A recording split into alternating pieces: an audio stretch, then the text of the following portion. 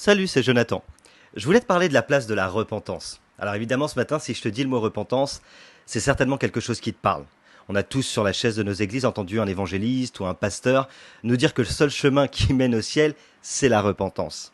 C'est évident et je suis d'accord. La Bible dit dans Luc chapitre 15 verset 7, je vous assure qu'il en est de même au ciel. Il y aura plus de joie pour un seul pécheur qui change profondément que pour 99 justes qui n'ont pas besoin de changer. Mais je crois quand même qu'il y a différentes manières d'amener les gens à la repentance. Alors on peut soit proclamer le message très brut et très vrai, repentez-vous parce que le royaume de Dieu est proche, repens-toi, t'as besoin d'être sauvé. Mais on peut aussi amener les gens en disant, comme la traduction de la Bible qui dit, demande pardon pour ton passé et change de vie car Dieu veut te transformer. Mais je crois que peu importe le langage qu'on emploie, le principal, c'est d'amener des gens à être sauvés, à rentrer en relation avec Dieu et à changer de vie par la foi et par l'action du Saint-Esprit. Récemment, j'ai reçu un message de quelqu'un d'extrêmement bienveillant, qui m'avait déjà envoyé un message auparavant sur le potentiel pour m'encourager pour le travail qu'on fournissait avec ma petite famille, avec Nadia et les enfants. Mais il me disait, quelle est ta position? Quelle est la position du potentiel concernant la repentance et la sanctification? Et ça m'a travaillé.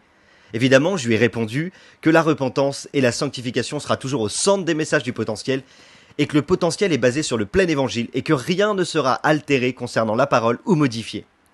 Mais je voulais lui rappeler quand même que le but du potentiel, ce n'est pas de faire de l'enseignement.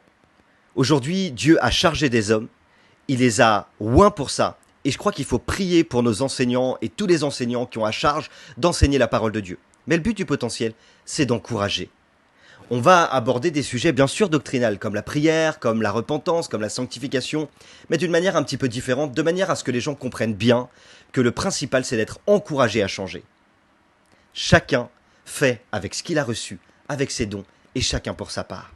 Pour revenir à la repentance, je ne sais pas quelle est la place de la repentance dans ta vie, et je ne sais pas ce qui doit encore changer en toi, mais j'aimerais te dire que tout grand changement passe par une vraie repentance. Je te donne quelques petits conseils ce matin. Si tu sens que le Saint-Esprit t'amène quelque part où t'as pas l'habitude d'aller, à un endroit où des larmes coulent, où ta conscience est touchée, alors dis-toi que Dieu veut te faire découvrir ou redécouvrir les bienfaits de la repentance. Évidemment, la repentance, c'est pas la finalité. C'est pas parce que tu t'es repenti que tout va changer du jour au lendemain. Il va se passer quand même quelque chose de radical. Lorsque tu te repens, quelque chose change. Mais je crois aussi que la repentance, c'est aussi un cheminement, et qu'au cours de ta vie chrétienne, eh bien, tu vas te repentir plusieurs fois pour différentes choses. Pour terminer, j'aimerais te dire que tous les grands changements dans ma vie personnelle, tout ce qui m'a amené à plus d'excellence, à plus de paix, à plus de joie, à plus de communion avec Dieu et avec les autres, a eu pour point de départ la repentance.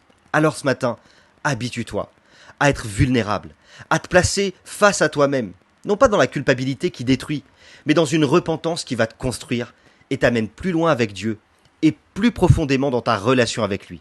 N'oublie pas, Dieu a mis son potentiel en toi.